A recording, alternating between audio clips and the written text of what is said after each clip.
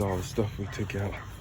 They haven't used these or touched these bikes in years. So yeah, guys, this is the new baby. It's a lemon. It's a real lemon, but we're gonna get it right. Let's get to the crib. All right, guys, I made it back home, and this is definitely a project.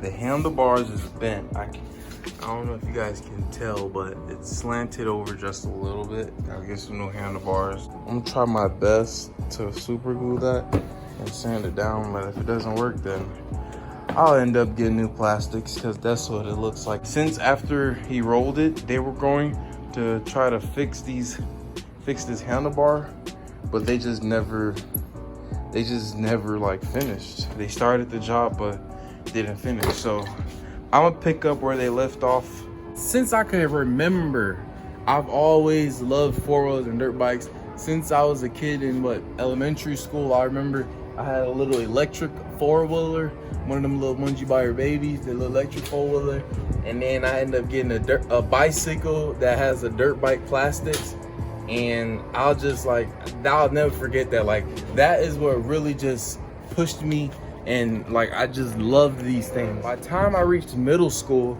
I believe it was like 8th grade-ish, I was like 14, almost going into 9th grade. My uncle, I don't know how, I don't know when, him and his friends were getting into off-roading and dirt bikes and stuff, and he ended up buying a dirt bike and a four-wheeler. I'm not sure which one he bought first. I was 15, guys, and he's like, hey man, you trying to ride? And he just made my dreams come true.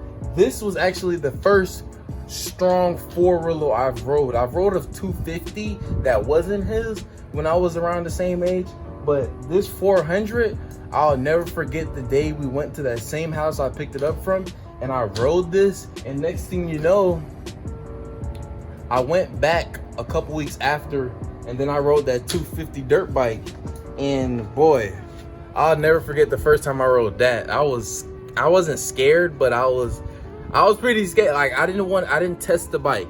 Like, I didn't even want to pick. I was so cautious, guys, just because I knew like how powerful that bike was. So it's been 5 years, guys, since he touched these. I had that for like a year, so it's really been like 2-3 years since they touched that, but it's been like 5 years since they touched this. That is a story on how I got these 400E Honda 400EX and KX 250F